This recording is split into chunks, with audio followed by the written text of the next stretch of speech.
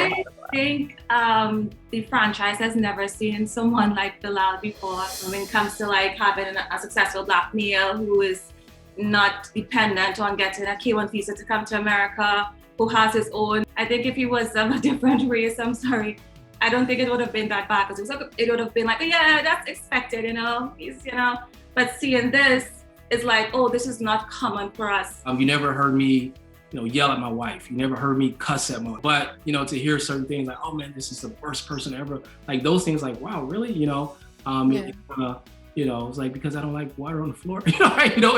It's interesting, but it's also, things again to look at yourself in the mirror and say, okay, well, all right, let me try to do some things differently. Go for it.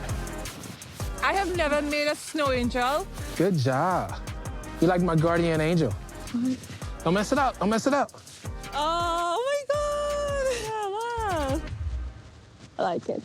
I'm Bilal. I'm 43 years old, and this is my wife, Shaeeda. Nice. Shaeeda and Bilal. First of all, how are you two? It's been a journey. How are you doing? We are doing great. Like we are good, so good. Well, I'll be honest. I'm surprised to see you two on Happily Ever After. Bilal, you received a lot of criticism. So I just, expected you two to be done. What made you come back? You want to go first? Yeah, go ahead. I think it's because we have real problems that everybody can relate to. There's always these ups and downs. And I think it's because our issues, just like regular people issues. We're dealing with mature problems here, in a relationship, wanted to have children. My handsome husband, he loves kids, but he wants to just enjoy life for some more time. And I'm pressing on that. So I think a lot of women in society can relate to our story. And, we have so much things surrounded our story too that adds to it. So I think that is one of the elements that people could relate to. So that's why we are back on Happily Ever After. Yeah. How are you feeling, Bilal? Because you're the one who has gone through the fire. She tends to get whatever she wants. It's so funny because people think I'm in control. She controls everything. So whatever she wants, I obey and I oblige. So she wanted to come back and I wish it's my command. You okay, man? I don't know, I feel like here I am just thinking I'm this good guy, but it seems like everybody sees it different, Didn't feel good. After the 90-day Fiancé tell-all, Bilal, you were feeling down on yourself due to the criticism. How are you feeling now? It was interesting. It was really interesting, because a lot that what you do and what I have done for just people, wife, and community efforts, etc. And then just to kind of be put in a small little box and talk about the settle, the little things that sometimes we kind of focus on those negative and bad things that we all have. So when you hear all those things coming to you, it could do some things to you, can bring you down. But I'm a positive person, I'm an optimistic person, and I always try to look at the bright side, and try to look in the mirror and try to, think about things that I can improve on as a person, because I know we all have it. I know it's quick to point the finger, but I try to look at myself first, foremost, Yeah, I think one of my biggest regrets after seeing that tell-all was not standing up for my husband. I think I could have been a little bit more vocal to highlight some of the good stuff, as well as, the little things that we go through here and there. But I felt like when I look back at that, I was like, I will never be so silent again in my life. Anytime someone has to address him, like if it's more than one person talking, I'm gonna stop that immediately and try to defend him as much as I can. So I didn't like how that looked. Me as a wife, I was completely embarrassed. I felt like I didn't pick up for him as much. Well, Bilal, you said you were getting in the tool shed. I gotta go to the tool shed and get to work. The tool shed and get to work. What are some of the things that you realize you need to work on? Tell you know, me she always you're talks. learning when it comes to mansplaining, and you're very cautious when it comes to that. You don't lecture as much, by the way. Really? That was gonna be my next question. Yeah. Well, you know, I think we men sometimes we get labeled with mansplaining and lecture and things like that, and a lot of times we try to come from a good place. So those are the things that I definitely try to work on. I'm an imam, so you know, I'm used to speaking. I've been a speaker for multiple years, speaking about real estate investing and financial literacy, you know, all around the country. So I'm used to speaking. So those are the things that I have to, like, you know, turn down sometimes when, because also my wife, knowing that she, you know, she's not your, I guess your regular American, you know, 37, now 38 now, year old. So there's a lot. I'm trying to also educate her and teach her and trying to get up to speed and, you know, teach her a lot of different things so it can come off that way.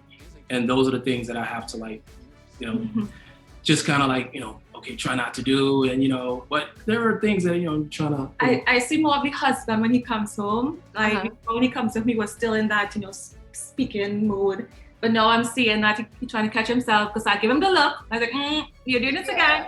And he's like, okay, babe, let me talk to you like a husband. And I feel, and I appreciate that how, so he's not bringing things across like how he normally do it, which kind of make me feel like, oh, babe, do I need a next lecture? Yeah. So he's improving. Oh, that's good to know. I'm sure a lot of people would be happy to hear that. Y'all gonna last. Y'all gonna last. Y'all gonna last. Y'all ain't gonna last. How do you feel now about what Jabri said during the tell-all, saying that he doesn't think you two are gonna last? You think you were gonna last? I do think we're gonna last. Yeah. That comment was hilarious. So there you go.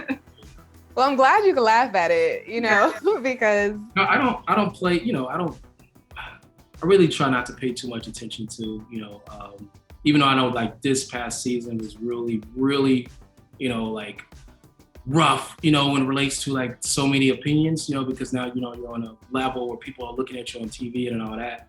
And it's hard not to look at some of those things. But after, you know, a couple of weeks, I had to tune it out and not look at because, you know, there are some validity that's to it, but also, you know, sometimes people, you know, they'll state their own opinion, and it's just their, their opinion. Like I said, opinion is like a nose. Everybody has one. An opinion is yes, right? So, yeah. You know, and so, you know, because if you let that get the best of you, it could destroy you, who you are, etc. So, you know, you try to be the best that you can be, and you know, it's funny that, you know, if you have nowadays, like if you have, you know, confidence in yourself, or if you have, you know, back in my day, you know, you used to call it swag, but now they say it's you're narcissist, you know, like, you know, that's like the word of the, you know, there's a new word now that like anything that somebody doesn't like about you, do that. And it's, you know, it's funny because, you know, I've been a type of person who's, you know, as an example, who has like helped more women create businesses and become business owners and entrepreneurs, mompreneurs, you know, all around the country, and fought and stand against domestic violence, to, you know, help raise money for, you know, breast cancer awareness. So it's kind of like you got to look at the whole picture. Yeah. Well, Shaeeda, you're adored by the internet, rightfully so. They love you. But how do you feel what is your response, I would say, to viewers who feel as if your husband is a narcissist or manipulative, or he uses his money to have power over you? What do you say to those people who ride for you, but they're also, you know, downing your choice of a husband? It's difficult because sometimes I want to like a comment when they say, oh my God, I'm inspired by you, I love you, but I don't like him, he's a narcissist. And it's like, I have to hold back and not like that comment, because I feel like if I just press like, it kind of, I kind of solidified everything that they're saying. So it's really hard, you know. I just want people to know that Bilal is a successful Black male, and he has, you know, he's not a dictator, he's not a manipulative person. I will not travel all the way from Trinidad to come into a relationship that is toxic and that is harmful for myself, especially as a yoga instructor. You know, my mental health is very important. So we do have differences, like every common relationship. We do have a little problems here and there, but I am glad it's not the type of problems that cheating scandals. I don't have, I don't have to deal with those things that other people have to deal with. So my problems, I think I'm in a position where I could handle it. And I have a husband who is looking in the mirror now and is willing to change. I think that's a positive element that came out from this show. Sometimes when you see yourself on TV, you say, "Oh my God, is that me? Am I that person?" So you look in the mirror now and say, "You know what? How can I improve myself? How can I make it better for us?" So I'm glad that he is willing to make those things different for us so that we can have a healthier relationship. Do you see why people come so hard for Bilal? Because as I mentioned in the beginning, I can take Bilal's side for a little moment, right? And all of a sudden, I feel a certain type of way about you, or I like Bilal. People have these very strong feelings about him. I think the franchise has never seen someone like Bilal before. And I think he's the first in the entire 90-day franchise. When it comes to having a successful Black male who is not dependent on getting a K-1 visa to come to America, who has his own, he's financially responsible for himself and he's doing well for himself. So I think he's the first, and people are not accustomed to seeing that. So now when they see it, they take, a negative approach towards it. That's the only thing I could think about, because I think if he was of a different race, I'm sorry, I don't think it would have been that bad, because it would have been like, yeah, that's expected, but seeing this, is like, oh, this is not common for us. So I think that could play a factor why the hate has been so heavy against him. But he's always the first in something. So I guess he's paving the way for other people who look like himself to be on the platform. And I think it will change over time. Yeah, I'll take ownership for certain things too. Like, can I be condescending at times? Sure. But we all have our quirks and things like that, and am I a neat freak? For sure, at times. I come from a military, background, my father, so this used to structure and used to things to be, can I go overboard a little bit? Yeah, did I overreact when, she hit me, which is so funny. Where, you get hit, but you get in trouble, but yeah, did I overreact? Yeah, for sure.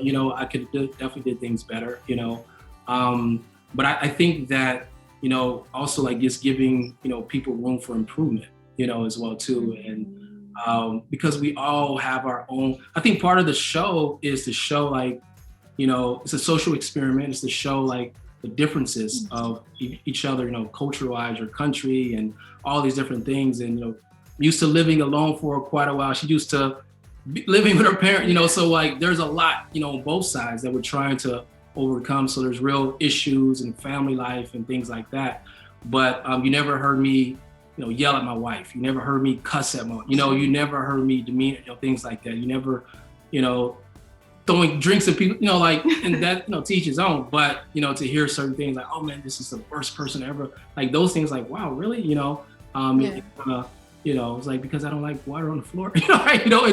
It's interesting, but it's also, things again to look at yourself in the mirror and say, okay, well, all right, let me try to do some things differently. But you're gonna still have, because it's your work in progress, So right. On Happily Ever After, you're gonna see that too. You're gonna see us still, because we filmed it immediately right after 90 days. So you're gonna see still that it's a work in progress, and we're still trying to work, but we're always trying to improve ourselves, I think, first before you can improve somebody else.